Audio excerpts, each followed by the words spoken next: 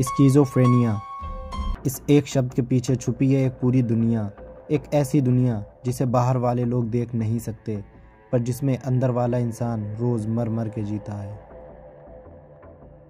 Schizophrenia की सबसे पहली मार होती है रियलिटी की शेप पर।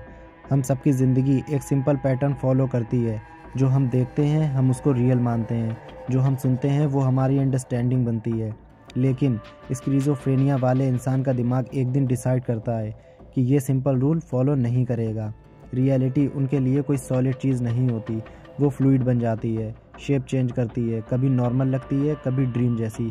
सोचो, तुम सुबह उठते हो और तुम्हें लगता है सब नॉर्मल है, फिर अचानक तुम्हें लगता है कि रूम के कॉर्नर हल्की सी मूवमेंट कर रहा है। तुम आँख झपकाते हो, वो नॉर्मल हो जाता है और तुम कंफ्यूज, ये मैंने सोचा था, ये सच में हुआ। स्किज़ोफ्रेनिया में ये कन्फ्यूजन रोज़ होती है। उनके लिए रियल और अनरियल के बीच की लाइन पेंसिल से नहीं, धुन से बनी होती है। जब फैमिली उनसे बात करती है वो कन्वर्सेशन को सुनते हैं, पर उनका दिमाग एक पैरेलल मीनिंग बनाता रहता है। एक सिंपल सेंटेंस जैसे आज कहाँ जा रहे हो उनके माइंड में इको होता है। क्यों, ये मुझे चेक क्यों कर रहे हैं, ये लोग मेरे अगेंस्ट प्लान बना रहे हैं। उनके माइंड में एक हिडन लेयर चलती रहती है, हर चीज़ का एक्स्ट्रा मीनिंग। तुम नॉर्मल चीज़ें देखते हो, वो उन चीज़ों के पीछे छुपे पैटर्न्स देखने लगते हैं, और धीरे धीरे वो पैटर्न रियल वर्ल्ड से ज़्यादा पावरफुल हो जाते हैं। वो किसी पर ट्रस्ट नहीं कर पाते क्योंकि उन्हें लगता है दुनिया एक ओपन बुक नहीं, एक पज़ल है जिसे सिर्फ वो डिकोड कर रहे हैं। ये ब्रेकडाउन सडन नहीं होता, स्लो पॉइजन जैसा होता है। पहले कन्फ्यूजन, फिर फियर, फिर डिनायल, और फिर उनका माइंड ही उनके खिलाफ कंस्पिरेसी बन जाता है। नॉर्मल इंसान के सेंसेस फिल्टर का काम करते हैं, जो इम्पोर्टेंट चीज़ हो वो रजिस्टर होती है, लेकिन स्किज़ोफ्रेनिया में ये फ़िल्टर टूट जाता है। दिमाग रैंडम चीज़ों को सिग्नल बनाकर भेजने लगता है। सोचो, तुम बेड पर बैठे हो, घर में सब सो रहे हैं, पूरा घर साइलेंट है, पर तुम्हें कोई आवाज़ सुनाई देती है। ऐसा लगता है जैसे कोई तुम्हारा नाम पुकार रहा है, लेकिन जब तुम पलटते हो तब कोई नहीं होता। तुम फिर सुनते हो, मत बता किसी को। ये हेलुसिनेशन उनके लिए साउंड इफ़ेक्ट नहीं होता, ये कन्वर्सेशन होता है। कभी आवाज़ उन्हें अप्रिशिएट करती है, कभी उन्हें डाउट दिलाती है, कभी उन्हें थ्रेट करती है। आवाज़ कभी उनका गाइड बन जाती है, कभी उनका एनिमी।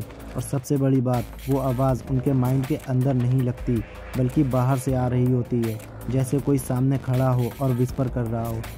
कभी उन्हें फुट स्टेप्स सुनाई देती हैं, कभी डोर नॉक, कभी किसी की हंसी का इको। जब कोई आवाज़ रियल नहीं होती पर रियल लगती है, उस वक्त इंसान अपनी ही बॉडी पर कंट्रोल लूज़ कर देता है, और सेंसरी ओवरलोड उन्हें मेंटली ड्रेन कर देता है।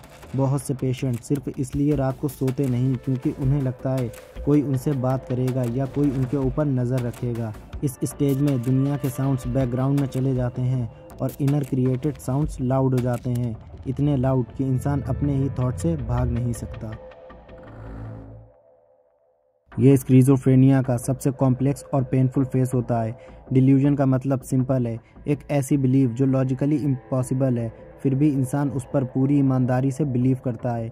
डिल्यूजन कोई चॉइस नहीं, ये उनके दिमाग का फेक ट्रूथ जनरेटर होता है। फॉर एग्जाम्पल, अगर तुम टीवी चलाकर न्यूज़ देखते हो, तुम्हें सिर्फ न्यूज़ दिखती है, पर स्किज़ोफ्रेनिया वाला सोचेगा एंकर मुझे इनडायरेक्टली कुछ कह रहा है, उसका एक ब्लिंक सिग्नल था, ये मैसेज मुझे ही एड्रेस किया गया है। अगर कोई नेवर कैजुअली देखकर स्माइल कर दे, वो सोचेगा ये स्माइल नहीं, ये वार्निंग थी, इन लोगों के मेरे बारे में कुछ पता चल गया है। दिमाग हर चीज़ का हिडन मीनिंग क्रिएट करता है। एक शैडो मूवमेंट दिखती है, कोई पीछा कर रहा है, एक कार 2 मिनट रुक गई, ट्रैकर लगा के गए हैं। ये बिलीव उनके लिए एज रियल एज ग्रेविटी होते हैं। तुम कितना भी लॉजिक से समझाओ वो नहीं मानेंगे, क्योंकि उनका दिमाग लॉजिक नहीं सुनता, सिर्फ फियर सुनता है। डिल्यूजन उन्हें डेंजरस नहीं बनाते, डिल्यूजन उन्हें टेरिफाइड बनाते हैं। वो कोई रिस्क नहीं लेना चाहते, वो बस सर्वाइव करना चाहते हैं। और सबसे पेनफुल बात, उनको ये भी नहीं पता होता कि ये डिल्यूजन उनका दिमाग बना रहा है। उन्हें लगता है दुनिया ही उनके खिलाफ है। स्किज़ोफ्रेनिया में थिंकिंग एक स्ट्रक्चर्ड रोड नहीं होती, एक ब्रोकन मेज होती है जिसमें हर टर्न डेड एंड है। तुम एक सिंपल सवाल पूछते हो, खाने में क्या लोगे? उनका माइंड कहता है खाना खाने से याद आया, कल खिड़की के बाहर लाइट ब्लिंक हुई थी, वो एक सिग्नल था, और मुझे लगता है सिस्टम मुझे ट्रैक कर रहा है। तुम सोच रहे हो बात कहाँ से कहाँ चली गई, पर उनका दिमाग इन थॉट्स को कनेक्टेड मानता है।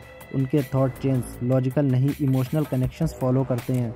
वो एक लाइन बोलते हैं, फिर ब्रेक होता है, फिर एक रैंडम पॉइंट पर जाकर थॉट कंटिन्यू होता है। सोच एक स्ट्रेट लाइन नहीं, एक एक्सप्लोजन जैसा हो जाता है। सब आइडियाज़ एक साथ आ जाते हैं, एक दूसरे से टकराते हैं। उनको अपने ही सेंटेंसेस हाफ वे याद नहीं रहते। कभी वो कुछ बोलते बोलते रुक जाते हैं क्योंकि दिमाग ने सेंटेंस को बीच से ही डिलीट कर दिया। ये उनका एटीट्यूड नहीं, ये उनके माइंड का ओवरलोड होता है। थॉट फ्रेगमेंटेशन उन्हें सोशली ऑकवर्ड नहीं बनाता, उन्हें मेंटली एग्जॉस्ट बना देता है, क्योंकि दिल बात करना चाहता है पर दिमाग वर्ड्स को होल्ड नहीं कर पाता। स्किज़ोफ्रेनिया का सबसे साइलेंट, सबसे हार्ट ब्रेकिंग स्टेज होता है इमोशंस का नम हो जाना। इंसान को हंसी नॉर्मल लगती है, रोना नॉर्मल लगता है, बट स्किज़ोफ्रेनिया पेशेंट के लिए इमोशंस म्यूट मोड में चले जाते हैं। तुम एक हैप्पी न्यूज़ बताओ, वो हल्की सी स्माइल करेंगे या बिल्कुल नहीं। तुम सैड बात बताओ, एक्सप्रेशन सेम रहेंगे। लोग सोचते हैं इसको फ़र्क ही नहीं पड़ता, लेकिन असली बात ये होती है उनके इमोशंस ब्रेन तक रीच ही नहीं करते। जैसे किसी ने उनके अंदर एक स्विच बंद कर दिया हो। उनको लोगों से डर नहीं लगता, उन्हें ओवरलोड लगता है। सब आवाज़ें, सब फेसेस, सब मूवमेंट्स उनके दिमाग को प्रेस करते हैं, इसलिए वो आइसोलेट हो जाते हैं। रूम में रहना सेफ लगता है, लोगों से बात ना करना कंफर्टेबल लगता है, क्योंकि उनका माइंड ऑलरेडी उनके अंदर ही बहुत नॉइज़ झेल रहा होता है। उनकी आइसोलेशन ईगो नहीं होती, उनके दिमाग की सर्वाइवल इंस्टिंक्ट होती है। वो खुद से भागते नहीं, वो दुनिया की एक्सेस रियलिटी से बच रहे होते हैं। अगर तुम यहाँ तक आए हो तो एक चीज़ क्लियर है, तुम्हारी साइकोलॉजी की अंडरस्टैंडिंग अब पहले से ज़्यादा शार्प हो चुकी है। स्किज़ोफ्रेनिया का नाम मुश्किल लगता है, पर अब तुम्हें उसके साइंस, उसकी फीलिंग्स, उसका इम्पैक्ट अच्छे से समझ आ गया होगा। और हाँ, अगर तुम अपने आसपास किसी में ये पैटर्न्स देखते हो या तुम खुद कभी इन थॉट्स में उलझते हो, तो एक छोटा सा स्टेप, बात करना, सपोर्ट देना या प्रोफेशनल हेल्प सजेस्ट करना किसी की लाइफ का टर्निंग पॉइंट बन सकती है। बस इतना याद रखो, समझा देना ही कभी कभी सबसे बड़ी मदद होती है। मिलते हैं नेक्स्ट वीडियो में।